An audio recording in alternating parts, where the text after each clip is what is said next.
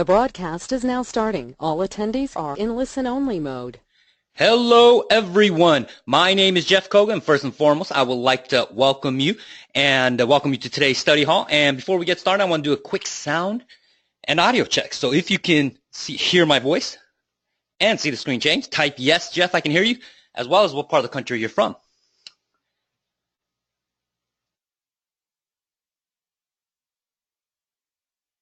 Sorry about that, guys. I guess I lost audio there. So I have Sherry saying yes, Jeff. Joanne saying yes, Jeff. Ken saying yes. We got Irene. We got Michael.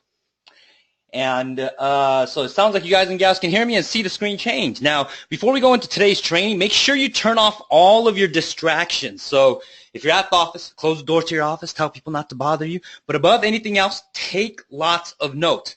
I know you hear me say this all the time, but please, please take notes. Because at the end of the day, this is what happens. All right, I have to have you suspend your disbelief, because whether you think you can or you can't, you're 100% right. You hear me say this all the time.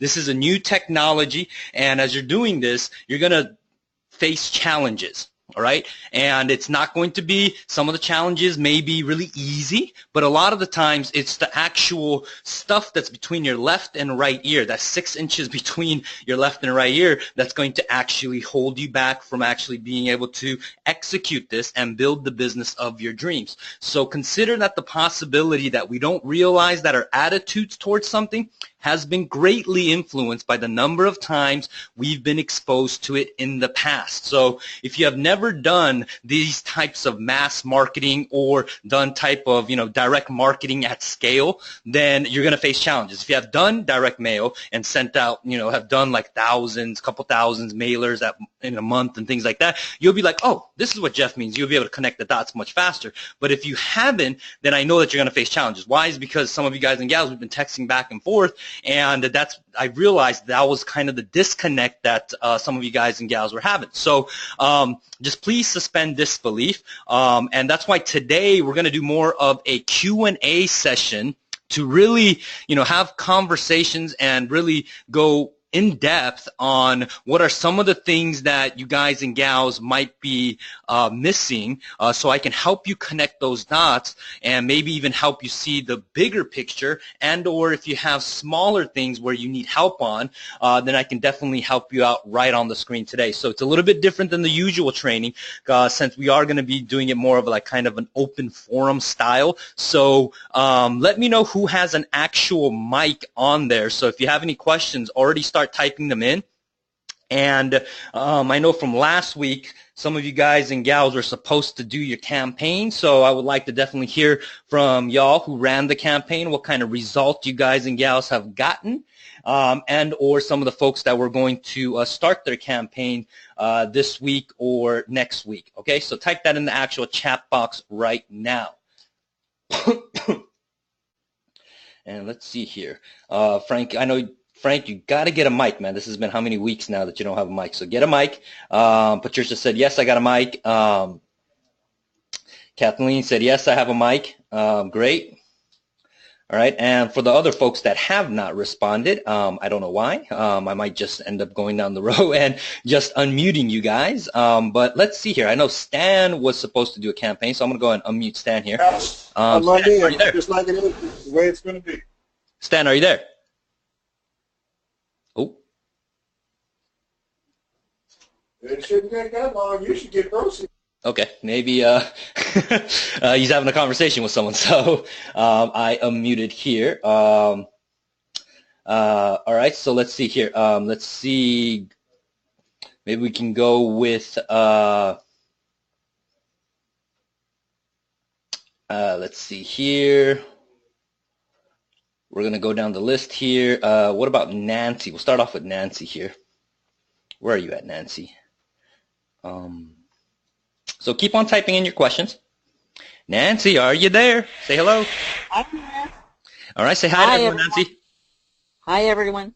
All right, Nancy. So I know for me, we've been going back and forth for a while now, and I know you've taken kind of a leap of faith, and I have to applaud you because you've gone ahead and executed. a lot of the stuff. So I think you got through the barrier, and not only that, but I saw kind of a ticket, I think, earlier this week where Sally told me that you actually ran into some challenges, couldn't figure it out, but then somehow you figured it out afterwards. So, but you ran your campaign. When did you actually run your campaign? About 2 days ago. Okay, so about 48 hours ago. Okay, and how many people did you send out the message to? I try to do Deliver. slide broadcast. Yeah. They sent out basically like 75 on one day and 77 on the next. Okay, so, But I so loaded about more. 150. So about 150. Yes. Okay, and then out of that, you got some responses, right? Yeah. And some of those responses could be good, or it can be bad, right? So tell me some of the responses that you got. Well, one person called me back and told me to take him off his list, Uh-huh. and was pretty not very nice about it. Wouldn't even give me his name or address. Yeah. But I figured out who it was. And then three more told me to also take them off the list, and they went into voicemail. Mm-hmm. And I had one that thought I was a refrigerator person calling back. But, Did you try to sell him real estate? He didn't tell me to take them off, but he thought I was a refrigerator person. Okay. Did you? Okay. Okay. So those were out of about 150. You got 4 that called back, and it seems like they were just calling back to let them know, hey, take me off the list or whatever it is, Yeah. right? Right. Now out of that, anything else? Any text messages? What about that? No, didn't get any text, and then I actually sent out an email, and I was asking Sally recently, out of those 500 emails I sent out, I think 250 bounced back. Okay. So I was asking her, how do you clean up a list like that? Do you have to like hand fill it on another list and then take it off one by one? Okay.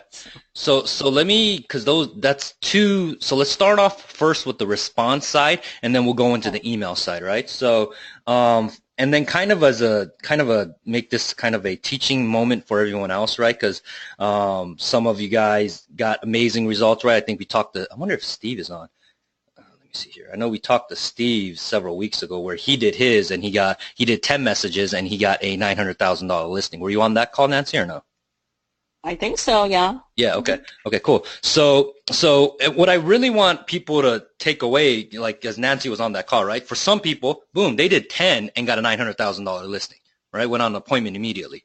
Nancy did 150 and got 4 calls, but those calls were essentially not money calls, as I like to call it, right? So it's not a money call saying, hey, basically sell my house. So my question, and this is for everyone else, and please be patient with me, Nancy, is for everyone else, just knowing those facts, right? 150 drop, right, delivered, and 4 callbacks, but those 4 callbacks were not, okay, people saying, I want to do business with you today, Nancy, okay?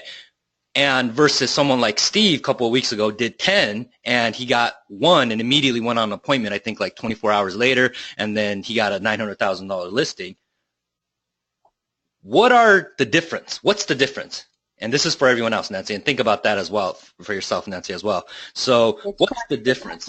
Yeah, and then just think about it for a second, Nancy, and then I want to let everyone a chance to kind of like at least type in the answer.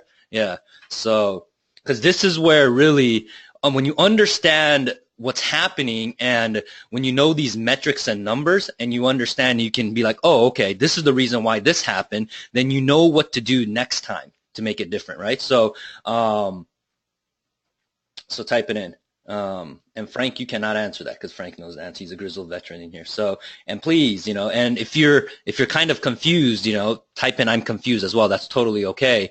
Then we can have a conversation after that. So,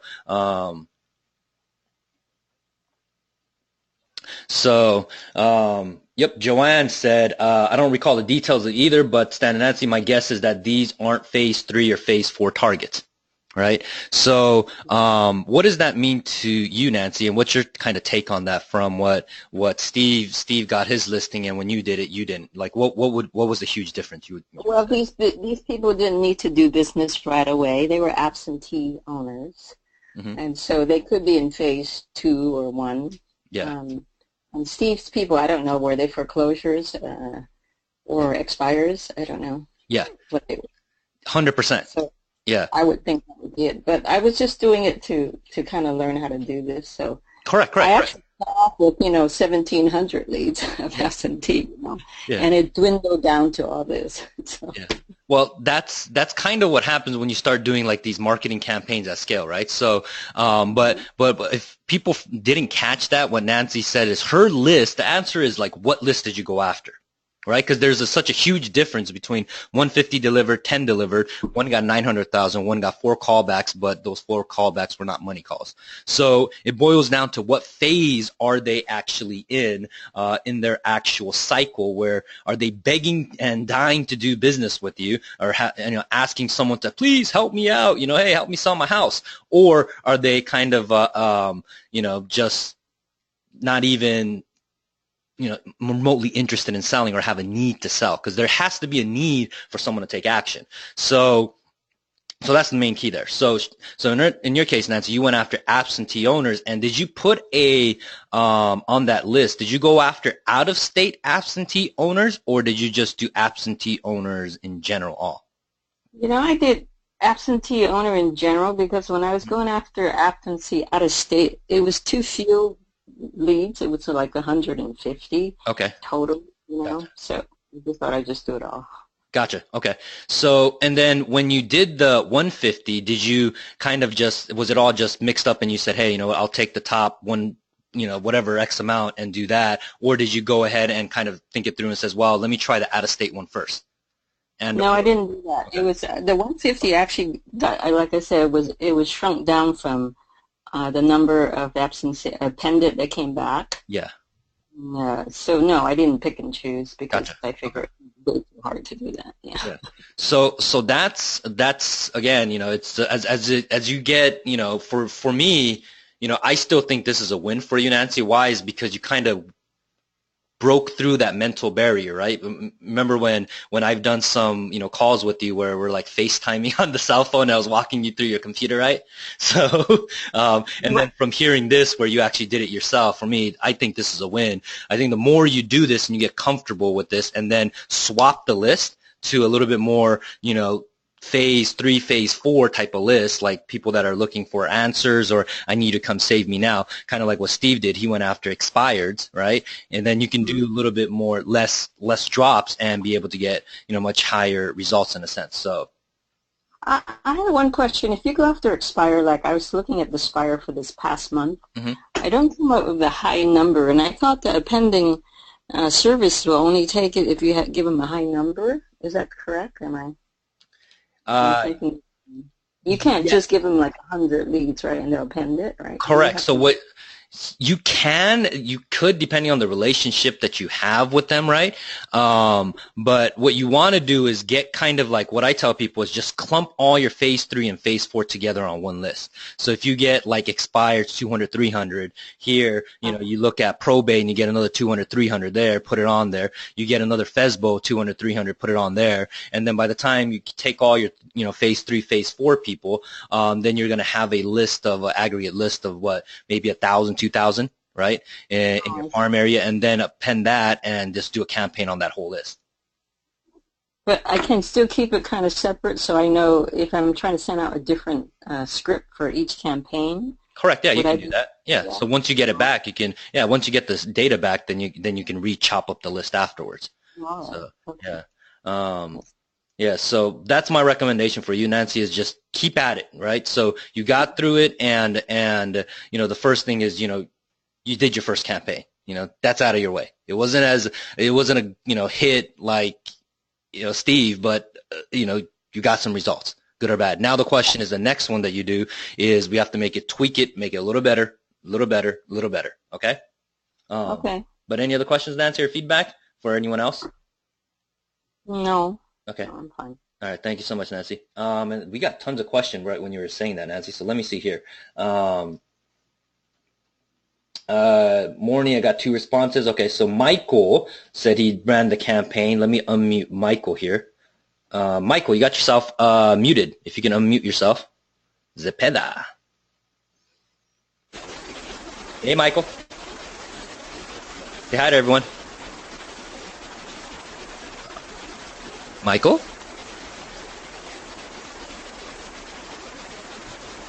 Maybe your mic is not working, Michael.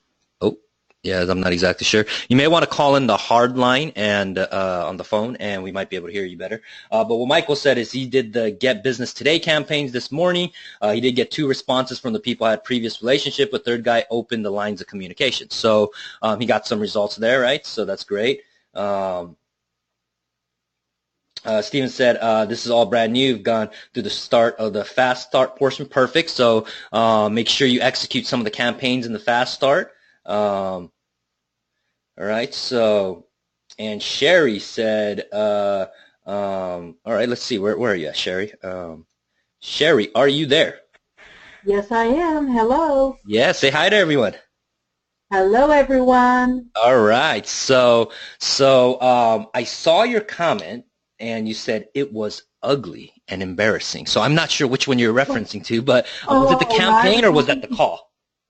No, I was talking about Nancy, where you said if you're not a little bit embarrassed about your first campaign, then you're probably not you spent too much time on it. So that was my my comment for her is trying to get her work done then. Yeah. Okay, thank you. Yeah, I saw that, and I was just like, did you do a campaign? Did something happen? I was just so... No, I had a question that I typed earlier about the basic setup, Qualifier versus Google Voice. So we can talk about that now or later, so you let me know. Okay. So let me do this then. I will go ahead and mute you right here, Sherry. So I'm going to get my trusted whiteboard and kind of explain this and or pull up the slides that actually will explain this, I think. That's probably much easier to do. So let me go ahead and do that. So again, if you have any questions, type them in. Remember, this moment is for y'all, so I want to make sure I can answer your guys' questions. So Sherry's question is, in terms of taking the calls, what is the setup? And probably another higher level question than this is what type of setups are there? Because I recommend there's 3 types that you can pick from. And then from there, the higher level question above that is which one makes sense for you and your current business. Okay, so we'll get into kind of the setting the phone tracking, setting the phone system, which is right here in the actual training. So if you go in here in module 3, the setting the phone, okay, and I'm going to paste this actually in the link so you guys can actually have this. And the biggest reason I give kind of the 3 option, and what you'll notice about the 3 option is because your business might be different than other people's business, meaning that if you're in an area where home prices are, let's just say 100,000, 200,000 or something like that, right? To get to 7 figures, all right, you're going to have to do more volume. That's right. You're going to have to do more volume versus if you are in an area where medium home prices are north of 700,000, you can do less volume because your commission is so much bigger, your spreads are so much bigger than doing more volume. So you can do smaller volume, bigger paycheck, right? Now, while I explain this, sometimes people will tell me all the time, well, you know, if they're in a, like for example, like I'm in Southern California, so people in this market will say, wow, it's too competitive, right? There's all these part-time agents that are doing this, and I'm competing with them, and they're okay because they're doing part-time, and they can just do 1 listing, 2 listing a quarter and have a great income versus, hey, I'm doing it full-time. I need to actually do at least a minimum of 1 a month or something like that, right, to hit my 7-figure income.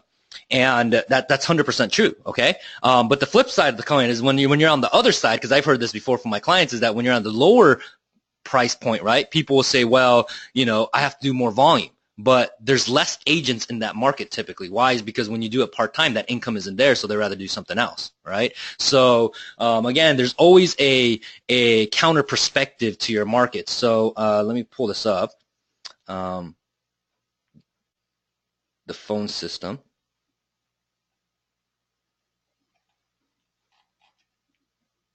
So if you have any questions, make sure you keep typing them in, and then we'll make sure that we answer them for y'all. So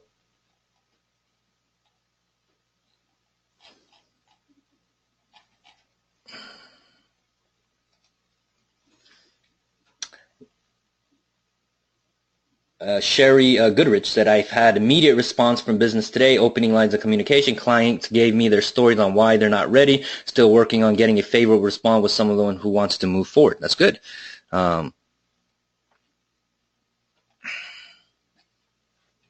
So give me a second here. I'm trying to actually pull up that slide for you guys so we can actually have the slides up. And I should have had this up already, so I apologize for that. So make sure you keep on typing in your questions, and we will make sure to answer them right now. So keep on typing them in.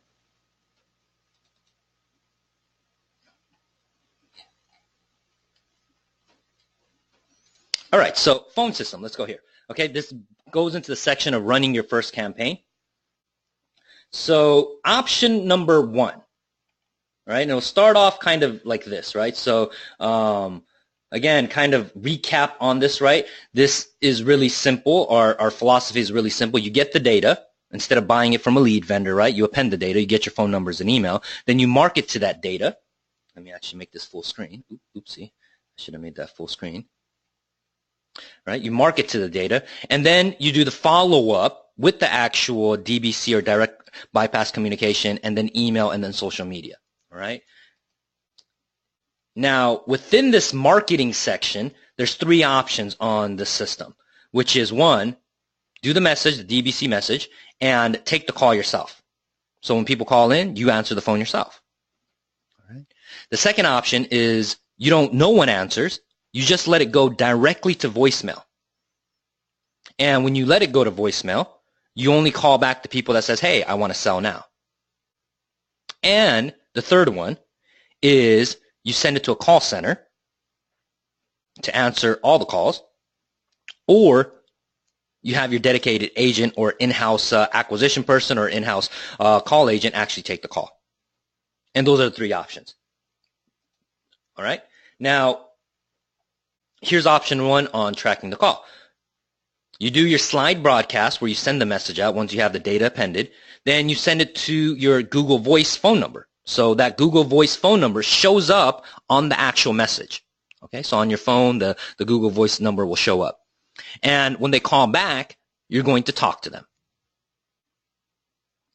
Right? This is my recommended. Why? Is because this is the easiest way to do it. Okay, this is the easiest way. Now, if you're a little bit of an overachiever, I've been told that, and if you're kind of a little bit want to geek out on this kind of stuff, right?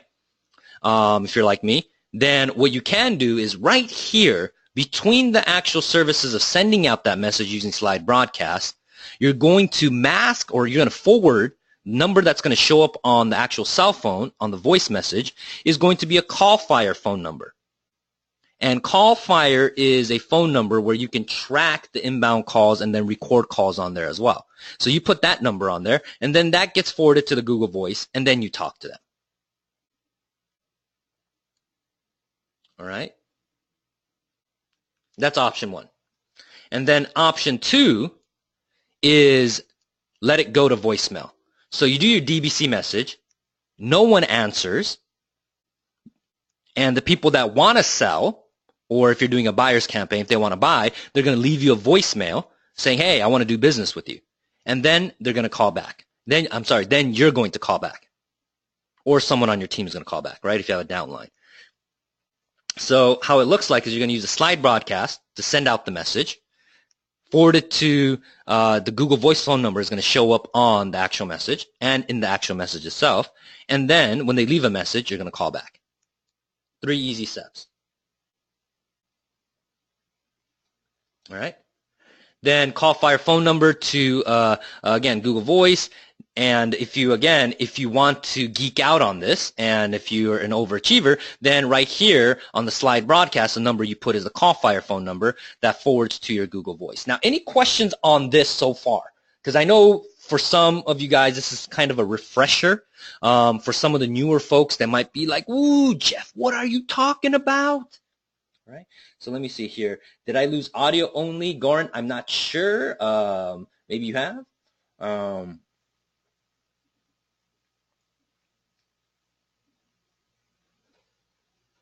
Let's see here. And again, if you have questions, make sure to type in like a full sentence on your question. If you want to give some context of the question, like type up like why you're asking the question, please do so in that same chat box. So don't type in kind of like your question and then try to explain your question by after you said send, because what happens is it gets lost and it makes it really difficult for me to combine and kind of understand. Okay, so I am not avoiding your questions or anything like that. Just as I'm talking, people are typing and it gets lost in the shuffle. So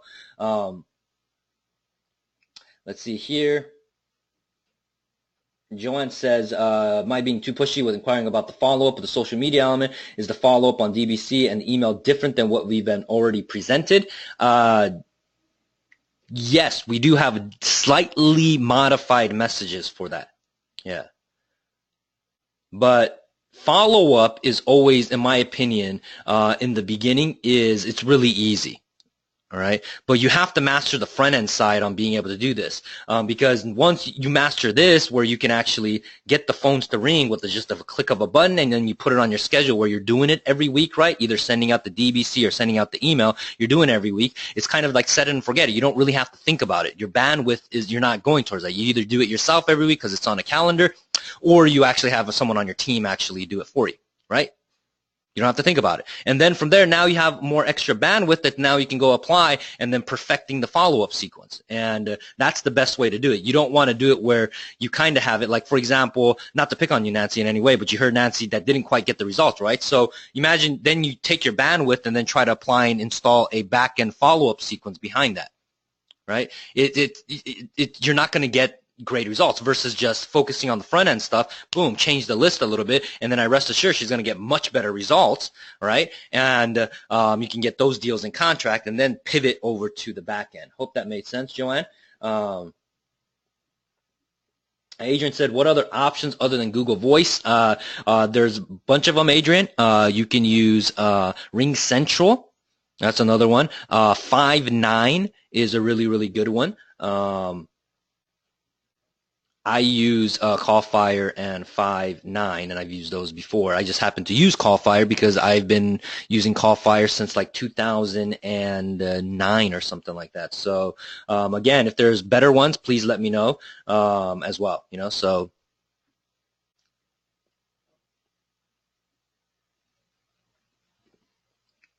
Right. So okay. All right. Now let's go to option 3. So option 3 is the call center dedicated agent, which is, again, DBC message, your crafted message. You send it to a call center dedicated agent. When I say call center dedicated agent, someone that you have in-house, right, someone on your team that can take the call, and you just talk to them. And how it looks in terms of the technical aspect of it is Slide Broadcast sends out the message, and in that message you're leaving the actual your office number on there, right, or your call center phone number on there, and then you talk to them, right? Now, my recommendation is, you know, mask that with like a CallFire and other tracking as well, you know, so you can track.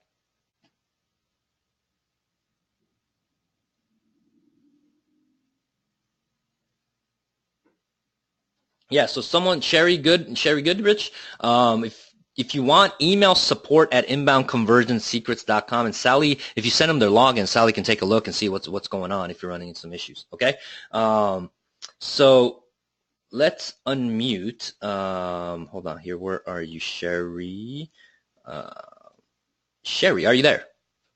Yes, I am. Yeah, so I went over the 3, and I know I kind of jumped around a little bit. Did that kind of connect the dots for you, or did that confuse you more than before? No. That did work for me, and I'm just looking at how we're doing business, and I'm thinking CallFire probably would be unnecessary with what we're doing. So that was good. It was a very, very good clarification for me. So, because I know you guys track a lot. That's what I know. So you guys have some type of tracking device, correct, Sherry?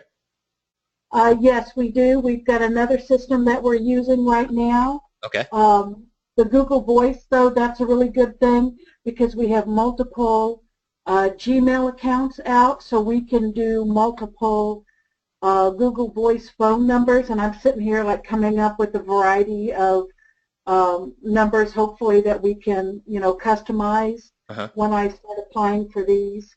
Well, So let that's me very, let me. I'm not trying to cut you off, Sherry, but let me ask a different question then. yes, As it stands now, like the last, like this year, right? You've done direct mail, correct? yes. Okay. So when you do direct mail and you send out the direct mail, what number is on there? Like you don't have to say the phone number, but what service are you using, and is it a tracking number? Actually, we're using two. One of them is, and I don't have the letters right next to me. One of them is a New Jersey number, Mm-hmm. which belongs to a local ISA who maintains his Jersey cell phone. Okay. And the other, I can't remember what Andrew's phone number is. Okay.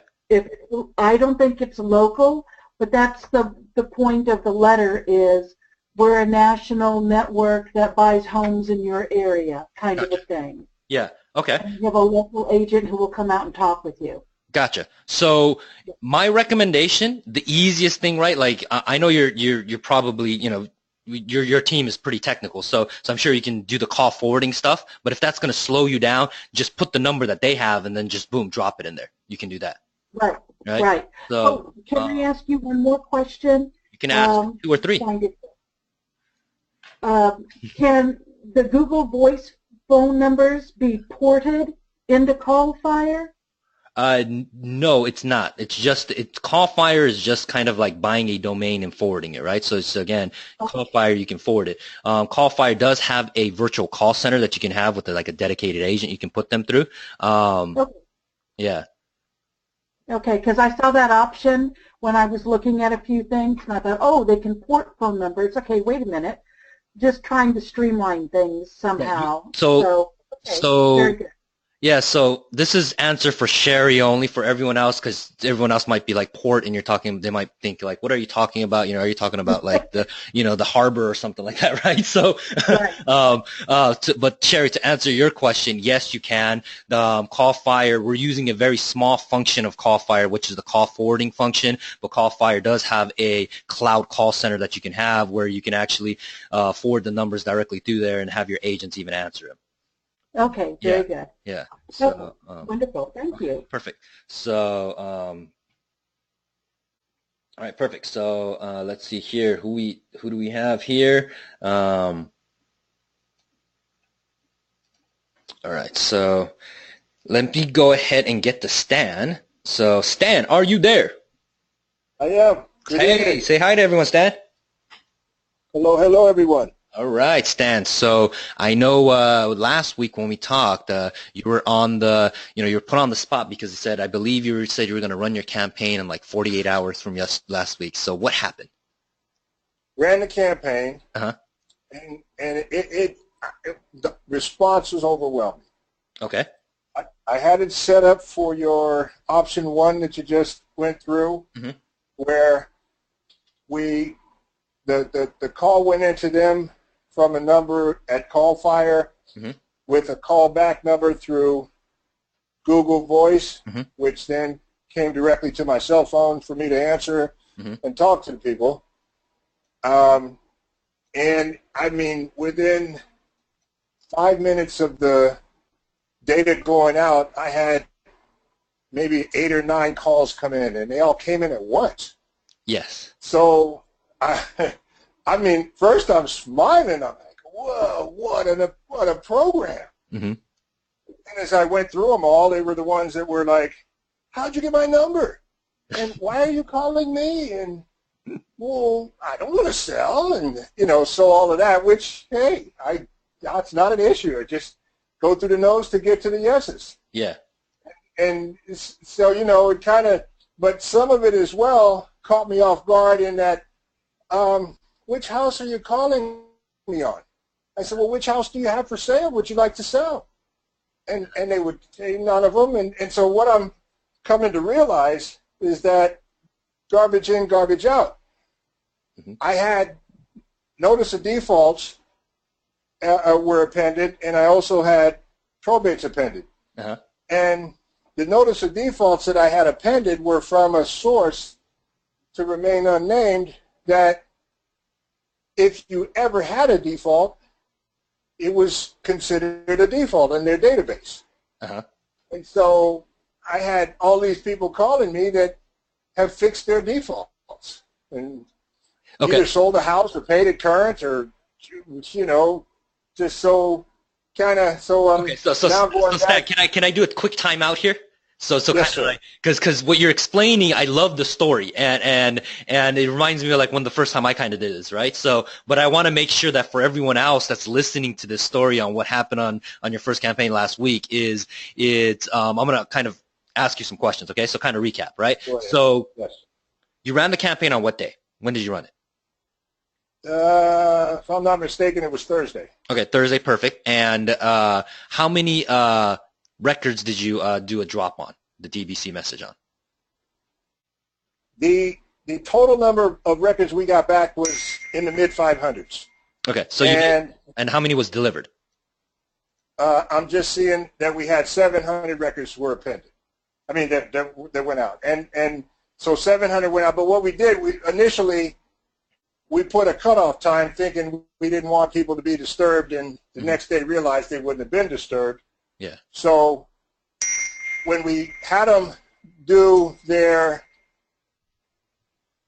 we had it drop, we gave them a cutoff time like 10 o'clock, which means 10 p.m. they stopped delivering, then they pick up the next day. So they sent, I don't know how many they sent. Actually, you're going to have to ask Sierra for the exact numbers because she's the one that was handling all of that. So, okay. But they cut off, and then the next day they started again, and then the phone started ringing again. Gotcha. So okay. So let me explain. Right. So you did the drop, right, and the phone started ringing, and the call you did option 1. So the call was coming to you, and if I had to guess, this is probably kind of what happened, right? You're talking to someone, and then suddenly your phone's going beep beep beep. Yes. And then another call. Yeah, and then simultaneously you're trying to concentrate your focus on talking to this person, and while you hear the beep beep beep, and you're like, oh my gosh, and then you're trying to end this call, and then suddenly the other call falls off, and another one comes in. It's like beep beep beep beep. Yep. Yeah. Yep. Okay.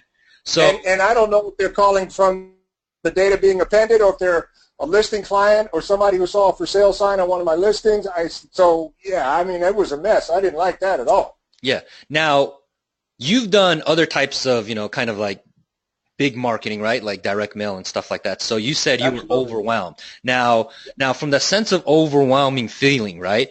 Do you see a light at the end of the tunnel after this? I do. Hey, I got 3,000 more coming to you in the next day.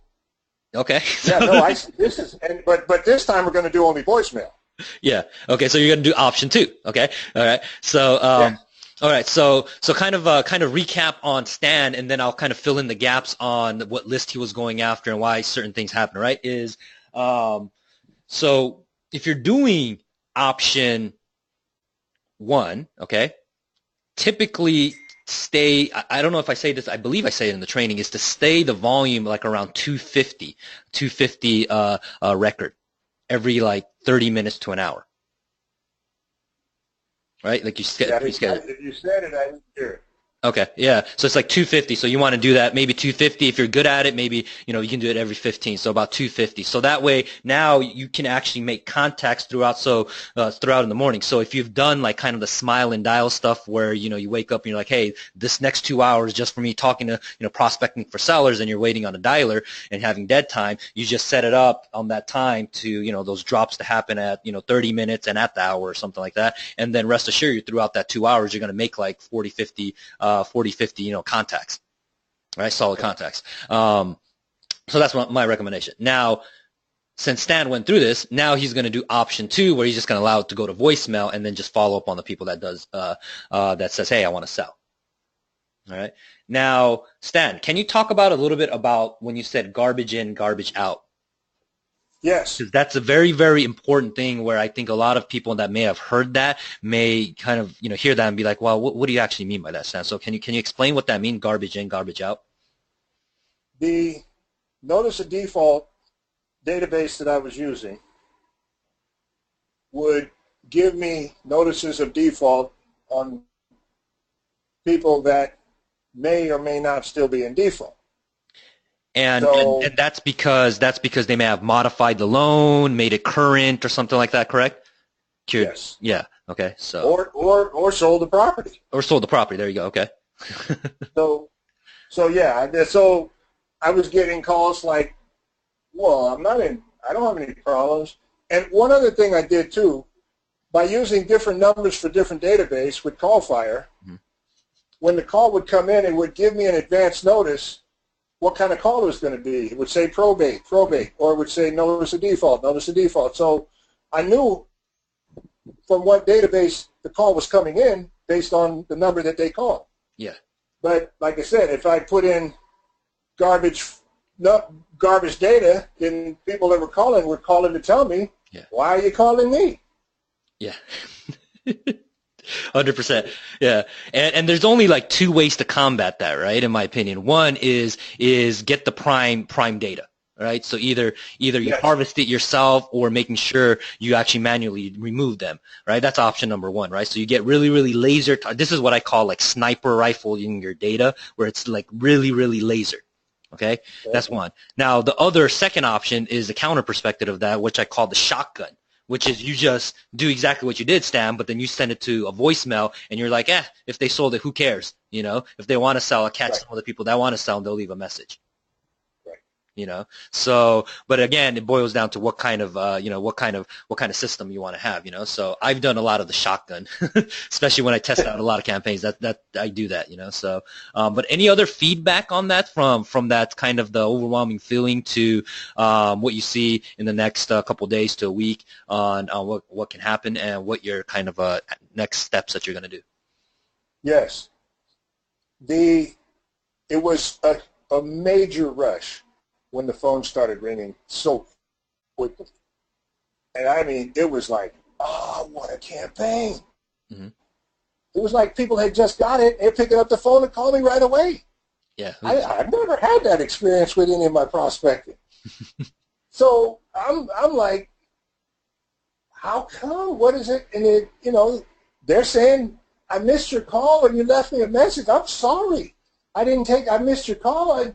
How can I help you? Some of them were like, I'm calling to see when you'd be selling your house. And so, right up the top, they were kind of on the defensive in some cases, which was like, whoa, that's really a strong position that I was enjoying. So, I'm adding in a whole nother non-owner occupied 2 to 4 units in some zip codes that I'm focused on to really get an opportunity to contact these people and email, cell phones, and do the DBC. And I expect I'm going to see the same kind of response coming out of that. That's going to allow for some real focusing in on activities to sell some property. It's just, man, what a program!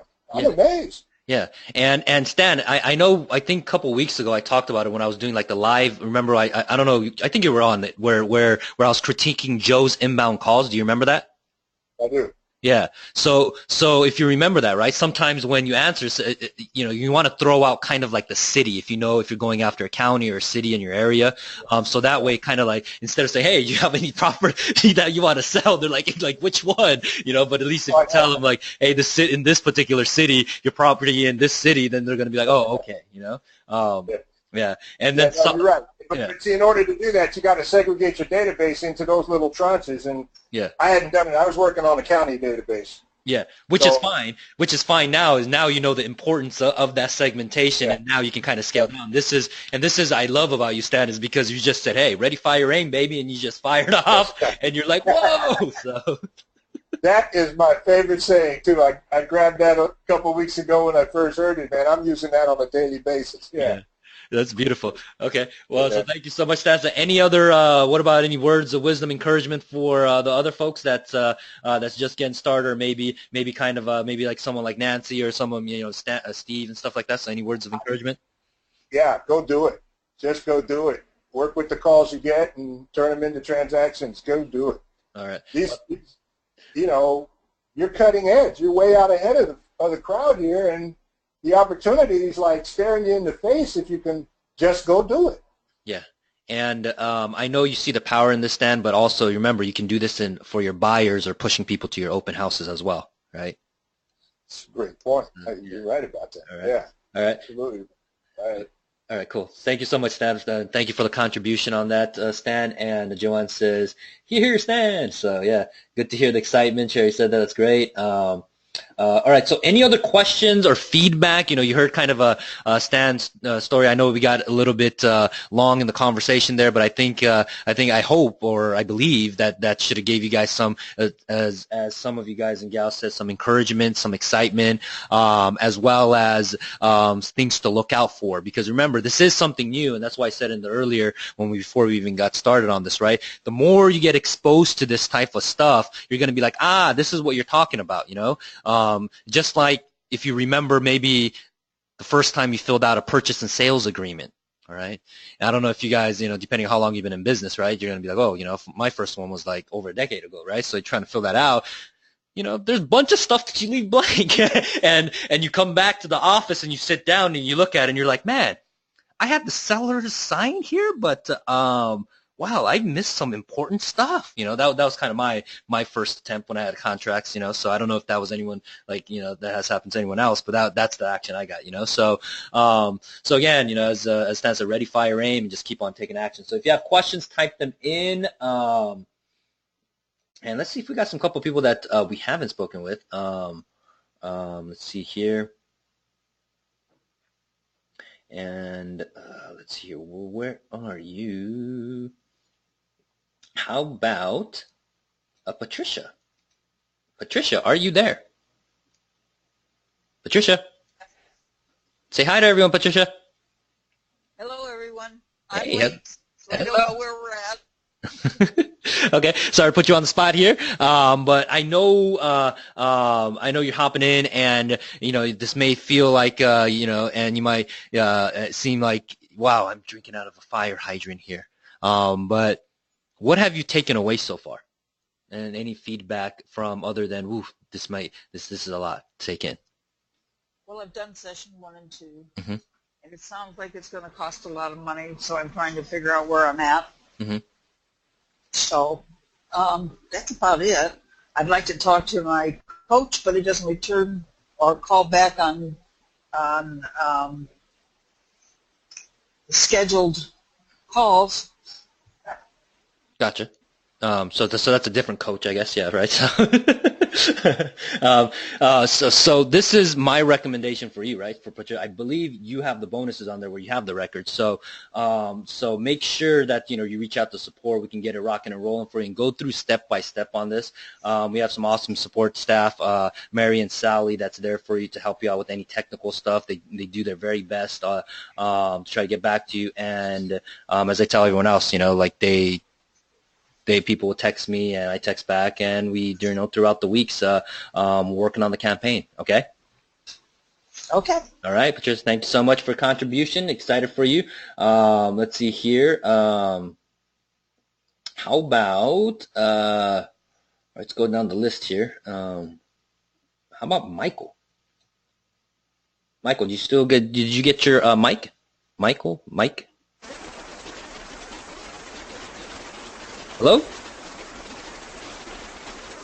Yeah, you may want to call in, Michael, on the hard line. I hear the feedback. Yeah, so I'm gonna mute you there.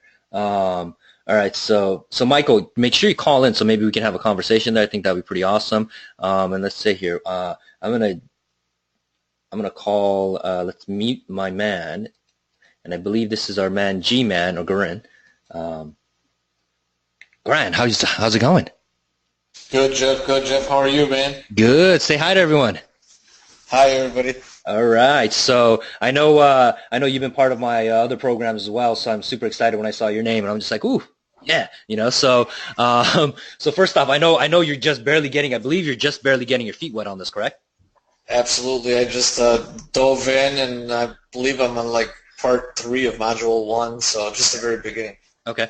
So from what was can you repeat your question that you asked, because you're hitting something that's really important right now when you ask that question. So instead of me reading it, I'd rather have you say it. Okay, so I haven't got to the part yet, but it's really intriguing, the violations angle, city violations. So the best maybe pitch that we give to these people or what approach we go. I know that's people that might be in trouble, and then work on that angle. They're in trouble, and we help them get out of it by selling their home. Yep. So far, yeah. I think that's what it's about, but yeah. Correct. So let me ask some couple of follow-up questions to that, right? So your question is you want to go after people that have property violations, and you want to offer them to actually basically help them sell their house if they need to sell because there's a property violation on it. Right, absolutely. Because just recently, about 2 months ago, I actually picked up a property that was in violation trouble. Great. Because the owner just couldn't fix. He had like 20 grand of stuff he needed to do, couldn't fix it, so he had to sell it. So I know that angle works. 100%. Yeah, 100% for sure. Yeah, right. so 100%. So, and then for anyone else, I think this was Catherine that said, what kind of property violation? If I had to guess, it's like abatement orders. Is that a correct assumption? Sure. Okay, yeah, like abatement orders, didn't, mow your grass or whatever, right? Or the house is about to fall apart and it's just a nuisance in the neighborhood. Yeah. So the way to do that is, and I'm guessing you have the ability to get access to the owner's name and the property address. Is that correct? I'm in Chicago, so they do have it online, but it's something. There's thousands and thousands of records. I just need to go through and try and figure out a way to separate the grass cutting violations. I don't think would be as hot.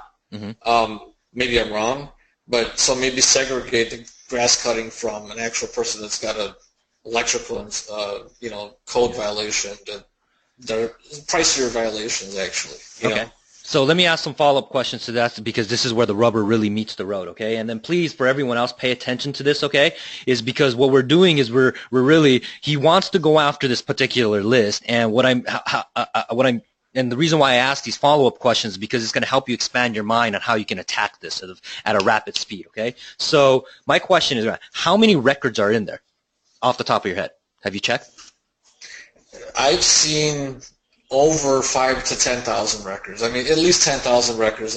Like I said, a lot of them are very minor, but there's a crap load. Great. Okay, that's gold mine. That's right. That's a gold mine. 5,000 to 10,000 records. Okay. Now, are those 5,000 to 10,000 records in your farm area? I'm assuming yes, because you said that. Yes, and that's another way I'd have to actually try and.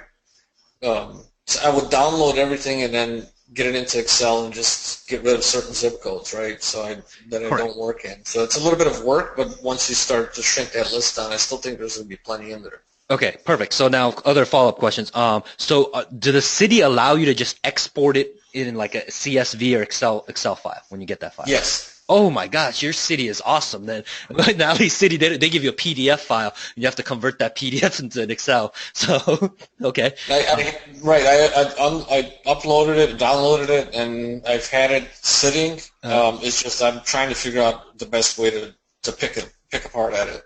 Gotcha. Now, what information do they give you? Obviously the name, property address. Do they give you the mailing address on that? I don't have the list in front of me, but it is the property address and the owner's name.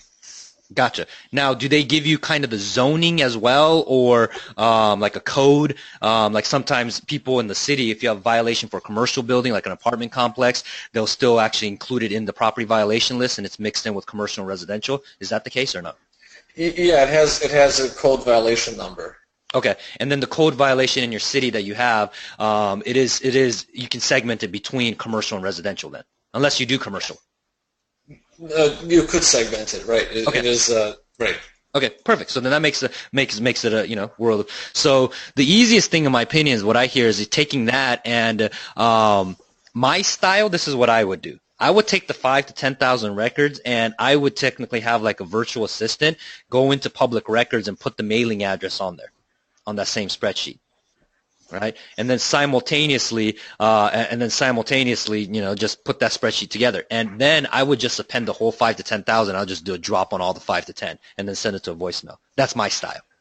Okay. Yeah, because I want to see, because out of that, hey, you might, obviously don't do it like Stan, where, I'm not saying that Stan did anything bad or anything like that, right? But my recommendation 5 to 10 is I'll just drop it, boom, let it go to voicemail, and your message should be crystal clear on what you can do. Now, if I remember, were you an investor too? Like you Yes, buy. investor, and I work with investors that Yes. fix and of course flip properties. Perfect. So on these types of campaign, I would probably just approach it as an investor and just say, hey, you can even just say, hey, I was driving by your area and found your number and decided to call you on your property. Want to see if you want to sell. Or use the generic. As the buyer, right? Yeah, as the buyer, yeah. I think that one's in module 1, that message, yeah. Then that's what I would do, and then send it to voicemail, and they will leave a message for you, and then call those people back. And that's what I think that would be the fastest route for you to pick because you are an investor, you have multiple exit strategies. So versus just like, hey, I'll list the property. And then I've also tried the approach of saying, and this seemed to work really good for me, was when I went in saying, hey, I'm an actual legitimate realtor. I work with cash buyers. This is not a wholesaler that's going to lowball you. Yeah. That angle seemed to take the tension off of me being some wholesaler that wants to lowball them, right? Yeah. So I mentioned because I did this blast before this program, and sent it out, and it kind of worked to where they would call and say, okay, what I mentioned, look me up. I'm a realtor. Blah blah blah. I'm not just some wholesaler that's looking to, kick you in the low spot. These guys pay fair market. You know what I mean? They pay fair market value. Yeah. As long as your house qualifies, basically. Yeah. But I believe I sent that out to absentee owners the last time. So it was kind of a hit. It was kind of a hit and miss. But now, what volume do you know the numbers off the top of your head on that? Like, how many did you do? Like, I have like 1,000 records of absentee. Yeah. So it wasn't huge. And then you got a deal out of that, correct? This deal that I have was through the one that I picked up didn't have anything to do with that. That's what intrigued me into trying the last time, and then when I saw your program now, and I was like, I got to get into this and get more info on this because I probably didn't do it right. Okay. You know what I mean? So my recommendation on that one is email me that message so I can hear it. But my recommendation is going back to this, and this is for everyone else, right? If you have a campaign you previously did, right, something like this, right, is if you're going to, and this is where testing comes in, because what now Grant, you're doing is like kind of like what. Kind of sort of like Nancy, right? Like got some responses and you're like, wow, I can see a big thing happening. And what you're doing is just changing the list. So when you change the list, you don't want to change the message. Then it throws off your numbers, right? Because you change the list plus the message and you're just like, wow, which one worked better in my marketplace? So my recommendation is if you had some results on the other one is to use that one, just change the list and then see what you can get. All right? Okay. You can do that. Okay. Yeah. And I just opened up this violations spreadsheet. I just remember what had me at a standstill is what they send. I tried to. They have latitude and longitude on the actual spreadsheet. Okay. So I was trying to break down. Of course, when I'm picking through the spreadsheet to say, okay, I wanted this latitude or greater to sort of show me where I'm at in the map, right? Mm-hmm. Because they don't have zip codes really that you could go through here. I didn't know how to actually segregate it in the actual Excel sheet, and I figured latitude and longitude was probably the best way to do it. I don't know if you've encountered that before. Yes, I have. So let me make sure that I can repeat your question, and then for everyone else, because I can definitely tell if you have never done kind of like data manipulation, someone else is hearing this and be like, "What are you talking about, longitude and latitude?" Right. So.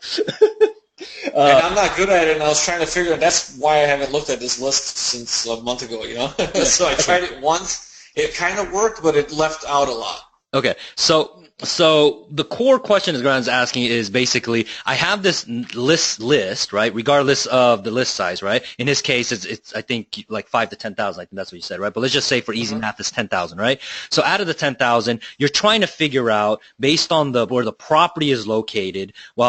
Is that in your farm area? Is that the correct? That's the end thing. Exactly. Yeah. Okay. So again, to repeat the question is the challenge is he has a data of 10,000 from this property violation list, and he's trying to figure out on there which one is in my farm area. And based in your current city that you're in, what you're saying is that on that list, does it have zip codes on there or no? So it has the date of the violation, the code number, whether it's open or closed, what the violation is, what building department it falls under. Okay. It has addresses but no zip codes. So it'll have the street. So it'll say like 1537 Rockwell Street. Gotcha. And that's Okay. it. So, but if I had to guess, because typically, you know, like building and safety or whatever the violation is, right? Housing, it's in a county. So if you put in county of X and then paste that address into Google, it will give you the zip code. Most likely, yes. Yeah. So and that's what you would need to do. Okay. And then when I say that's what you need to do, I don't recommend you to do it. Okay. Right. But someone on your team has to do that. Because that's again going back to data manipulation, and that's where you're going to have a competitive advantage, because most of the people, they're going to stop there and be like, this is way too confusing. Right. Right. And that's why pretty much I stopped. Yeah. So that's my recommendation. And do you have someone like that on your team that can do that? Or you have access? Not on my team, but maybe something like a sent to Fiverr or something. I mean, that's something that could possibly be done, right? So let me pull this up for you guys so you guys can see. And I figure I just help you out right now because you're on here, and this is obviously the point of doing these live trainings, right? And then for anyone else that's going through and listening to this conversation, type in your questions as they're going through this. Okay, so you go to Fiverr, and Fiverr is a place where you can literally get people to do stuff for $5 for you. All right. So if you have never hired virtual assistant or never had like an assistant, this is probably the lowest barrier to entry to get someone to do some work for you that you shouldn't be doing, right? Not the highest and best use to actually figure out zip codes on a spreadsheet. Definitely not, okay? So in this case, at the top, let me make this bigger. You put in data Excel, right? And you see all these vendors. I will Excel data handle. I will do data entry on Excel. I will consolidate your Excel data. I will do data entry in Excel, and it says $5. Are you able to see that screen, Graham? Or yeah. Yeah, I see it. Yeah. So that's my recommendation, is to go through this. Oopsie, hold on here, and hire someone. And I would do, usually for this, you don't want to do new sellers. You want to do top rated seller or level 2 sellers, right? Because you know that they have good ratings, great ratings on it. And then I would typically pick someone the seller's language is English, so you can communicate with them, right? Really important. Sure. Just because they're cheap at work doesn't mean that that if you can't talk to them, that's going to be a pain in the butt. So, like for example, I will take this one and I'll look at this, and depending on how fast you want this, I would be like up to 24 hours, right? Delivery time. Now, this is where you have to be, and this is where you have to be a little bit considerate, right? If you have 10,000 records, do you think one person can get that done in one day? Right. So probably won't do it for $5, but yeah, even if it takes $50, it might be worth it. You know. I think it's worth it, right? Like I always tell people, like once you start knowing in your business a certain amount, you want to pay someone else to do it, because it's not the highest and best use of your time. So for example, I'll take the first one. Let's take a look. Look at this, right? They'll say, try my best, provide quality, copy and paste work. There it is, copy and paste work, all right? And then they'll do this. So that's my recommendation, is to go in here, get someone, and hire someone else to do that and get that data spreadsheet clean. Now, one thing I will say is that when you hire these people, okay, and this is for everyone else, and we'll be talking a lot about this in Module 4, Module 5, but this is kind of a sneak peek, is you have a records of 10,000, right, that you have to get zip codes on. Right. Now, when will you check their work? After it's completed or while they're doing it?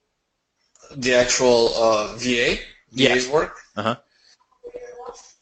Probably I don't know. Actually, on something like that, I mean, you'd want to see that it's completed, right? So check it as on 10,000, I don't know, maybe have them give increments of it or something?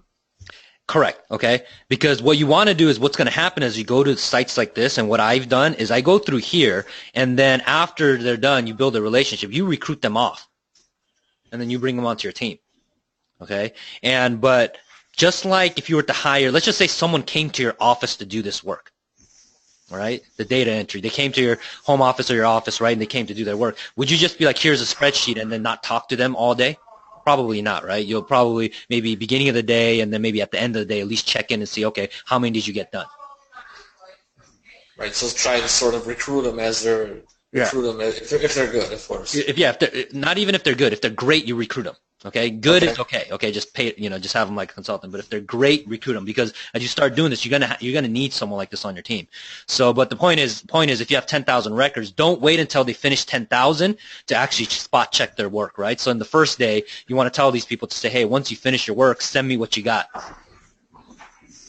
And then they'll send you like 2,000 records, maybe they did, or something like that, right? And then spot check out of that every 100. You're just checking the address to making sure that the zip code works, just so that way you know that it's good, right? They're not doing crummy work. Okay. Yeah, and then you do that once or twice, and then you start knowing that, hey, this person is really accurate. Then you'll be like, okay, cool. I only need to spot check every 4,000 records, 10,000 records, and then once there's a relationship and trust, you'll be like, okay, I trust this person just to get it done. Right, because what you don't want is you do 10,000, you pay them whatever amount, $30, $40, $50 to do it, right? And then they give you 10,000 and the data's like all screwed up. And then if you don't spot check the work afterwards, then you do this campaign, right? Then it can all screw everything up. So, Okay. yeah. But any other feedback or anything else, insights from your end? No, I mean this is real helpful. That I thought I could hit it with that latitude, longitude, but it probably just makes more sense to give it to somebody to do.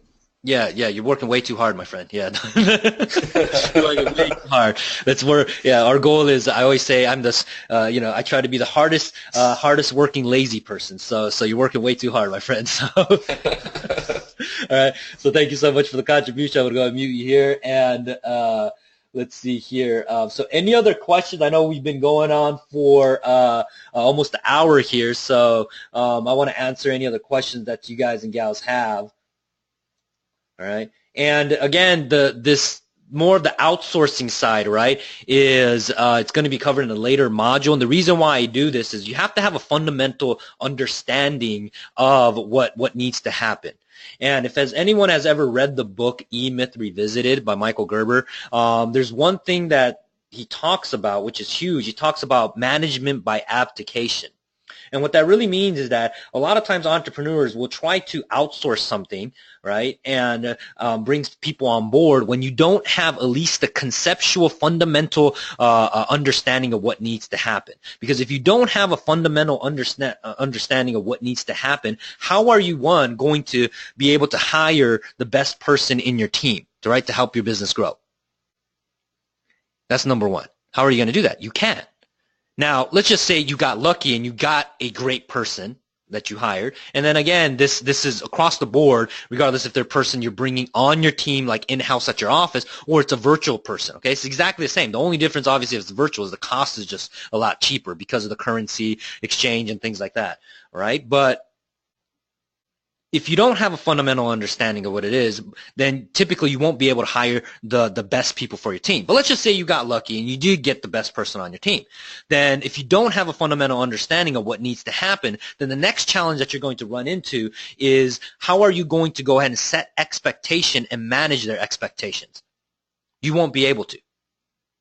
And that's where you're going to have where, it's kind of like, oh, I don't know what's going on with my business. Okay. So again, those things needs to be perfectly clear on what needs to happen. So I know because I think Nancy is kind of asking as well, and I think Joanne sort of asked as well. So I'm going to, let me pull this up. Okay. So, for example, these are some of the stuff that's done in terms of interview questions and stuff like that. So when you interview people, just because they're virtual assistant doesn't mean that you don't do an actual interview process. Now, if it's through Fiverr, okay, you're fine, all right? But when you bring someone on board, and like, for example, you can get a virtual assistant part-time to run a lot of this stuff for you, at least the heavy lifting stuff. Because some of you guys have like team members that already do this, right?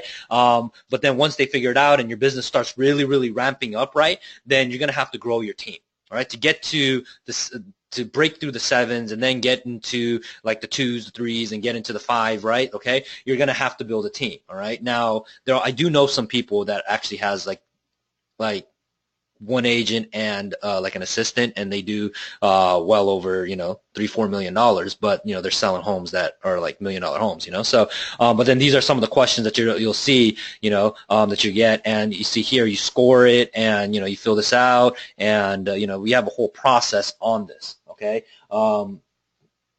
As well as you just give them 2 contracts, a lot of the VAs, which is a 90-day probation period that you actually give them. And here's one of the examples on this, right? Okay, probation, and then from there you set up kind of like bonus structures as well that you can do for these individuals later on to help your business grow. All right, now a couple other things that I'll show you guys. Let's see here.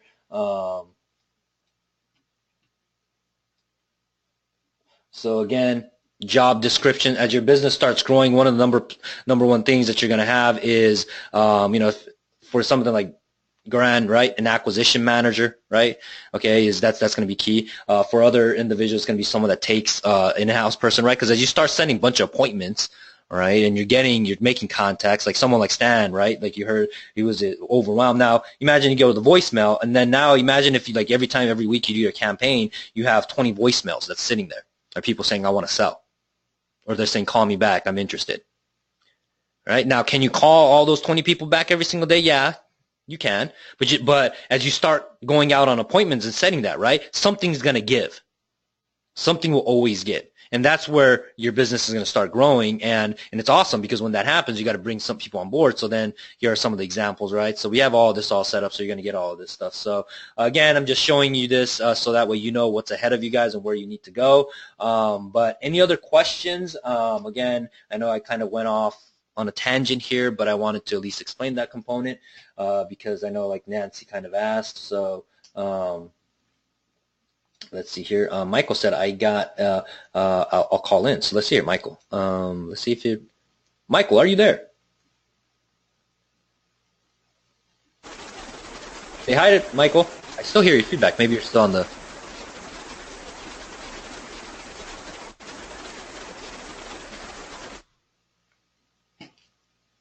Yeah, so sorry, Michael, I'm still hearing that. So let me know if you actually got that. Let's see here. What about some other people that we haven't spoken with? Stan said, love it in all caps. This is next level. Yep, definitely. And that's what we have to do. We have to elevate, right? We have to elevate. We have to get to the next level. That's the only way. You know, it's a very popular quote, and it's kind of cliche, right? You do the same thing over and over and expecting different results, right? That's the definition of insanity. Right, so we have to do something differently, and to do something differently is not just like, hey, let's just let's just do this one thing differently. No, we have to change. Remember earlier I said the real estate between your left and right ear, that 6 inches between your left and right ear, that's where it starts first, and then from there it's going to work down. All right, so all right, let's see. A couple other people. What about Greg? I know we've been going back and forth. Greg, are you there? Greg? I heard like a muffling sound. Greg? Okay, maybe not. Okay. I don't know what happened there. And let's see here. What about Joanne? I know. Joanne, are you there? Yes, hi. Say hi to everyone, Joanne. Hello, everybody. All right, Joanne. I know you've been busy working. I know last week you had some campaign, and you launched a campaign. And when you launched the campaign, you send the calls to where? Did you send them to your cell phone so you answer them, or did you send them to the voicemail? I actually sent them to the voicemail, to the Google voicemail, and it was to reiterate Stan's experience. Mm-hmm. I watched it click by in my email, and it was amazing, even if my message was, of a poor quality, sound quality. Mm-hmm. It was amazing to watch. Yeah. So you can see how, right, if that's the only thing you did, and let's just say, it might be down the road for you, John, but that's the only thing, like you just literally hit the button and then forward those leads to someone like under you to work those. That would be pretty amazing, wouldn't you say? Yes. Yeah. So, all right. So you ran the campaign, and then you did some work afterwards. So tell me a little bit on what you did, what happened. Okay. So I did the Get Business Today email campaign, and I forget how many emails I had. I think it was like about 5,000, and about 3,000, got spammed. Okay. And I got 3 no's, but out of one of the no's, they basically just said not at this time. So, I mean, regardless, this is just for everyone's information. It was absentee owners, out-of-state owners, and the years were 5 to 10 years back for the purchase of the property, and it wasn't scary. It wasn't offensive. Nothing strange happened. It's just someone responded, which was awesome. Yeah, 100%. And not only did they respond, but so you had people saying no, but then also at the same time you had one person says not at this time, which is good because you can follow up. Yeah. Yes. So, and this is where the back-end follow-up really comes into play, where you use social media to get in front of these people. Yes. Yeah. So I'm going to show this since I have you on the line here, okay? Hold on. I'm going to show this to you because the training for you, I think we're going to release this maybe I'll release it for you after this. But one of the strategy that we talk about heavily here is using LinkedIn to basically send them a virtual business card. Cool. Right? So, for example, let me show you mine, right? So this is my LinkedIn. But what you're going to do is you're going to take this and you're going to go to network, and then you're going to go click on add contacts. Right? Oh, wow. Okay. Now, when you add contacts, and this is for everyone else. If you have any email on anyone on the email list, this is where literally you, in a stealthy way, without coming off salesy, getting in front of them basically says, hey, I'm here if you're ready to sell your house or buy a house. All right? And what you do is you click on this import file and you import your actual email list in here. Cool. And then when you import the email list, guess what? LinkedIn will send out the actual email to the people on the email list to say, hey, connect with me on LinkedIn.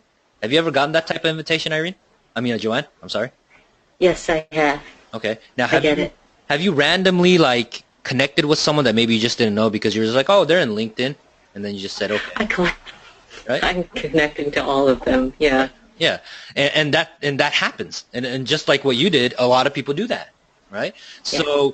So one of the strategies, and this is kind of like a very advanced strategy, is when you send this out and then they connect with you, now you have the ability to actually re-export the email out from LinkedIn. Cool. So when you export the email out, now you have a very targeted email list that they're opening because they just connected with you. Got it. Yeah. So again, we'll go into a lot of this and how you can automate all this stuff. But did you see the power in that? I'm guessing you did because you said you got it.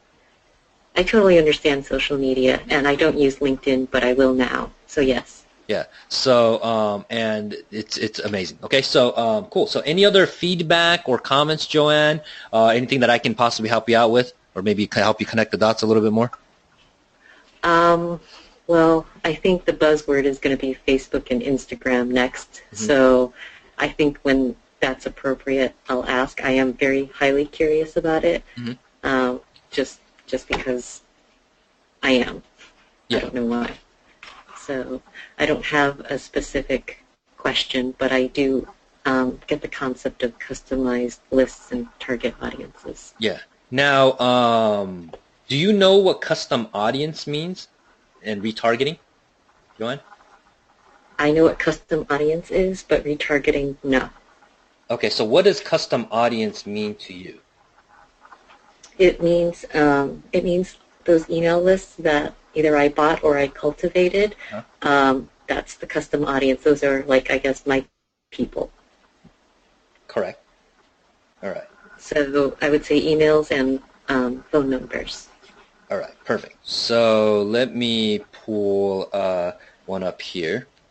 So for example, when you go to Facebook,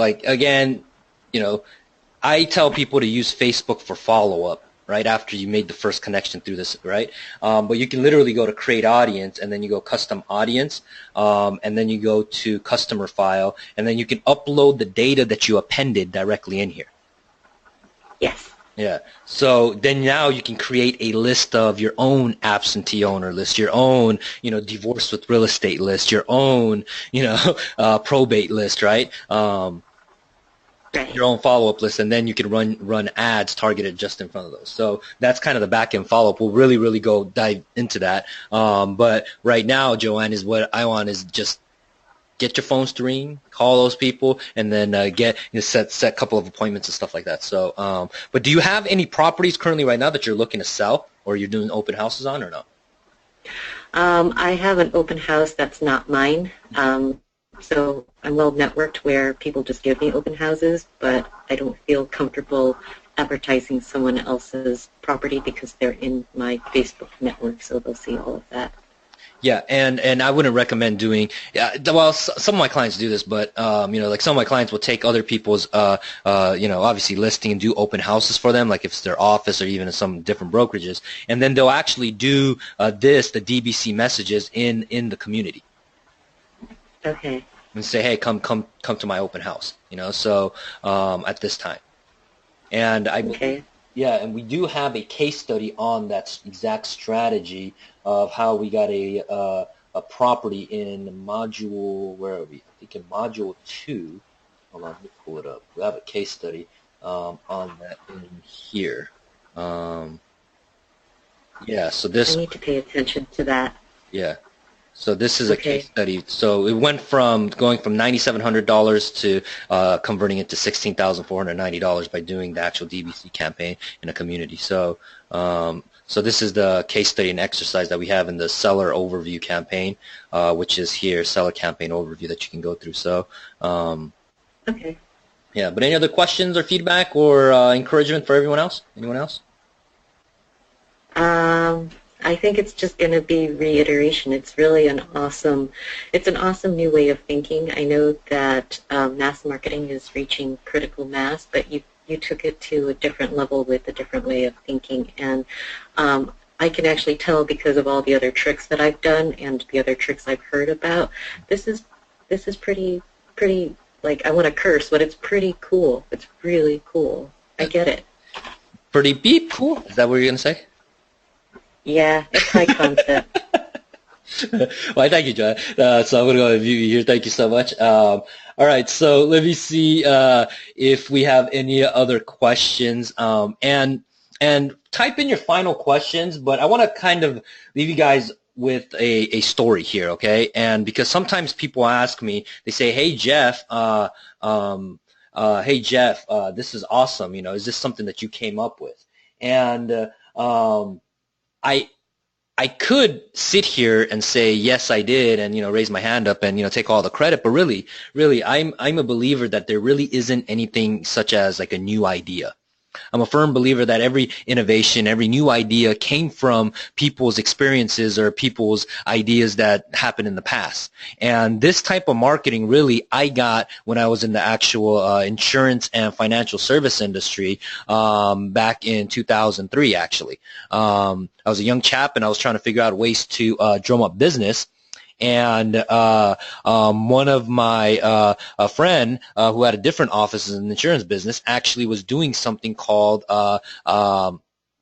fax marketing. So one day I went to his office trying to have some lunch, and we were going to have some Korean food or whatever because he was in there's a place in Los Angeles called K-Town, and I was there, and I just started noticing, paying attention, just being aware of what the world was going, that he continuously got a bunch of faxes throughout the day. So I would ask him, I would say, hey, his name was Brian, I would say, hey, Brian, how come you're getting faxes like every single day? And he's like, well, this is the only lead generation I do. And I'm like, excuse me, what do you do? He's like, I send out faxes, faxes. And I said, like, you sit there, and then when he said that, in my mind, for the folks that remember what the fax machine is, I don't know, some of the young chaps in here may not remember this, but when Brian told me that, I imagined like he would sit literally in front of a fax machine and then like punch in the number, like beep beep beep beep, the 7-digit number, and then put like the 3-4 files through the top of it, and then sit there where it connects. It's like, and then it scans it, and in my brain, that's what I imagined him doing. And then that's all he did. And then I asked him, I said, is that what you do? He's like, no, Jeff. And I was like, what do you do? He's all like, well, I do a fax blast. And I was like, what is that? And then he said something like, well, I can't really tell you all my secrets, right? So I got curious at that time, and during that time, internet was barely coming around, right? Because it's early 2000s. And there was one company that was actually doing it at that time. So I got smart, and I said, you know what? I'm going to test this out. And I set up a campaign, and I didn't know where he got the fax machine phone numbers, other than my logic, brain, came when I was actually having lunch, and I was thinking about where the heck is he getting these fax machines from? And can anyone guess where he got the fax machine phone numbers from? Anyone? And who actually even remember? I hope people use e-faxes instead of just sitting there for the fax machine. I hope that doesn't happen. Not lawyers. Actually, not even Chamber of Commerce. Good.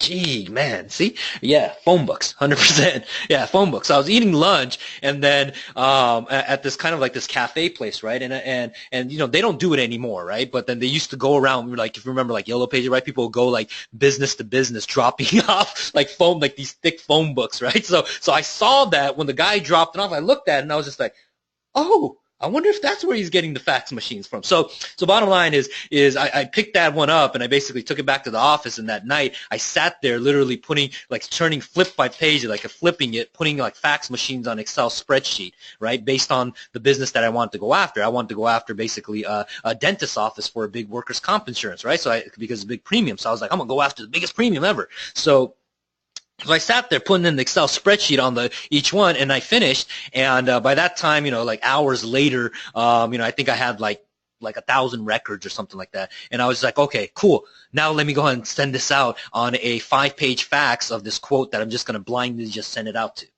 So I sat there and boom, hit the send. And I left the office. Okay.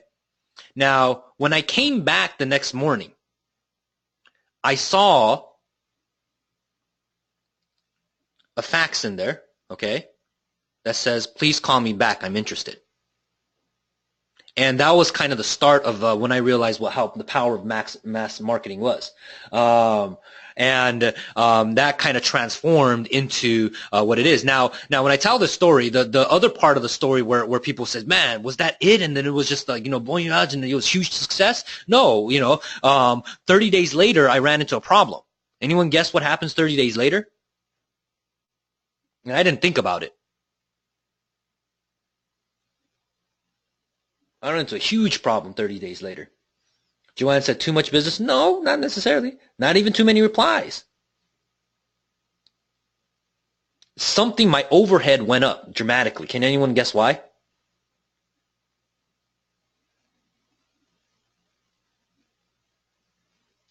Frank got it. Phone bill. All right. Remember, back in the days, they would charge per page. So I'm sending out quotes at 5 pages, and I'm sending out thousands. All right. So my phone bill is like a couple grand. I'm like, holy smokes! Like, wow! Like, I'm just like, this is ridiculous. My jaw just dropped. All right. And then that's when I started discovering, I was just like, oh, there's something called peak hours, because I started looking at the bill, and I'm just like, why is it when it's between 2 a.m. and 4 a.m. and they're only charging like a penny a page and stuff like that, versus trying to send it out at peak hours, and then you start realizing, well, if I'm going to do mass fax blast, let me just send it out, between the time of 1 a.m. 2 a.m. to 4 a.m. All right, and then you start realizing that then I figured out that I didn't even need to send 5 pages afterwards. I discovered that I only needed to send 1 page afterwards, and that 1 page actually was a cover letter. And I got this actually from my boss at that time. He was in the import-exporting business, and when he worked in the warehouse, so when you worked in the warehouse and import and exporting, right, like a freight company, right, is you don't have time to sit down to a computer and you actually print out a new cover sheet. Because remember, like during that time, if you guys remember, people were sending out faxes, it was business etiquette to actually put a cover, a fax cover sheet on it, right? If you didn't, you were just you're considered like a sloppy business person, right? Like, especially, so you had to put a cover letter on it. But what I saw him always do, because he just had a habit of this, was he would take the other people's fax cover sheet to someone, he sends something back, and it will actually put an arrow from to to from. So if it says to, I'm going to use, Stan for an example. It says to Stan, and then it says from Jeff. Then when Stan got it, Stan, instead of, to replying back to that fax machine, typically most business owner with Stan will like print out a new fax machine, cover letter, and put a new cover letter and send it back. Instead, he would actually just cross out the to and put an arrow to and from. And that was it. So I was like, you know what? Let me do that. So I ended up testing that out where I just took like a blank, cover sheet, and I put regarding, and in the regarding subject line section, I would put workers' comp insurance renewal on there. And I said, and then I handwritten on there with the black pen, I says, important, call me back ASAP. And then I would merge in the actual other company's name in the actual from section to make it seem like they sent it. And then to was to my name. And then I put an arrow sending it back and forth. Right? Now, some of you guys will get that and be like, whoa, that's a lot. And some of you guys don't worry about it. But the point is I did that one single thing, and then that dropped down my cost per actual response rate and the overhead dramatically on that campaign. And then boom, the whole thing turned around. Right? So the point of me telling you this long story about fax machine in the 2000s, early 2000s, how this kind of relates to this, is really when you understand how to analyze and how to look at opportunities. So when you see that opportunity, it's that and kind of reference point to the 10,000 Hours of Malcolm Gladwell, if anyone has read that book, right, called Blink. And the tipping point. Okay, so when you have over 10,000 hours of doing something over and over, then you're considered you're at a mastery level, and you can see kind of like the invisible lines, kind of like seeing the matrix, the line in the matrix, and really that's what's going to start happening to you and your business, and you're going to be like, oh, this is it.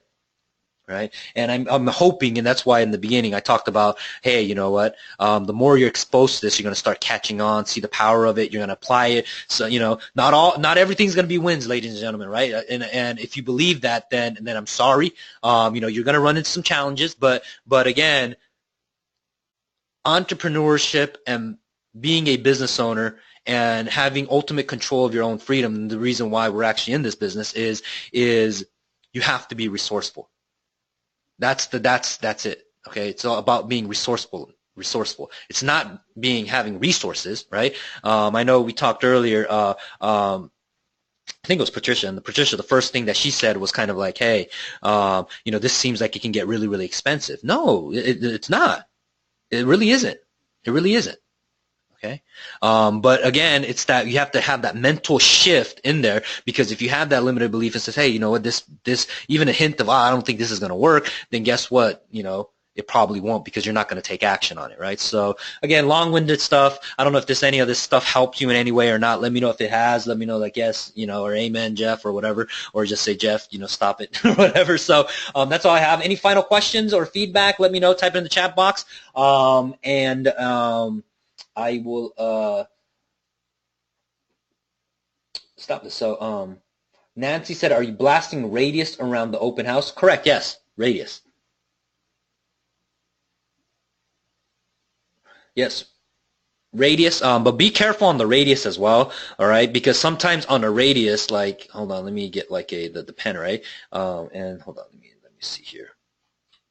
Be careful on the radius campaign, because sometimes what people aren't considering when they do like radius, right? So let's just say your property is located here, right? This little yellow, right? And then you go out a radius like this, like a let's just say a 5-mile radius, right? In here you might have multiple zip codes, and I know where you're at, Nancy. That might be true. Where you cross this street over to this side, home value might be in $1 million or something like that, or maybe 10 million, and this section is like 1 million, right? Let's just say 10 million to 1 million. Right? So you doing a campaign on this and inviting people that live in a $10 million home to actually go check out a $1 million home, that ain't going to happen. All right? That's not going to happen.